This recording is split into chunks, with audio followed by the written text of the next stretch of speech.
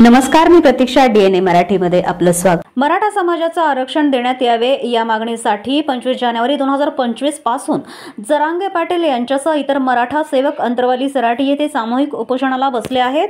आज उपोषणाचा 5वा दिवस असून जरांगे पाटील यांची प्रकृती चिंताजनक होत चालली आहे. मात्र तरीही सरकारच्या वतीनं कोणतीही जरांगे पाटील यांच्याकडे चर्चेसाठी कोणी आलं नसल्यानं जर जरांगे पाटील यांना काही झालं तर सरकारची जबाबदारी असणार असल्याचं निवेदन आज अखंड मराठा समाज अहिल्यानगरच्या वतीनं जिल्हाधिकारी कार्यालयात देण्यात आले. जय जिजाऊ. सरकारला हे पक्क माहिती आहे, लाचारांना गद्दारांना विकत घेता येतं आणि त्याच्यापासून आपल्याला पाहिजे तसे आंदोलन करून घेता येतात किंवा प्रति आंदोलन त्याच्या माध्यमातून उभं करता येतात. परंतु स्वाभिमानी मराठी विकले जात नाही आणि गुलामही होत नाही आणि हटतही नाही. हे सरकारला पक्क कळून चुकलेलं आहे. त्याच्यामुळे मराठी हटत नाही.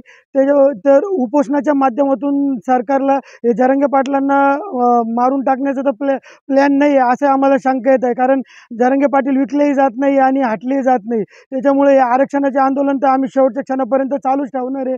जोपर्यंत आम्हाला आरक्षणाचं स्वप्न पूर्ण होत नाही तोपर्यंत आम्ही हे संघर्षाचं मैदान अजिबात सोडणार नाही.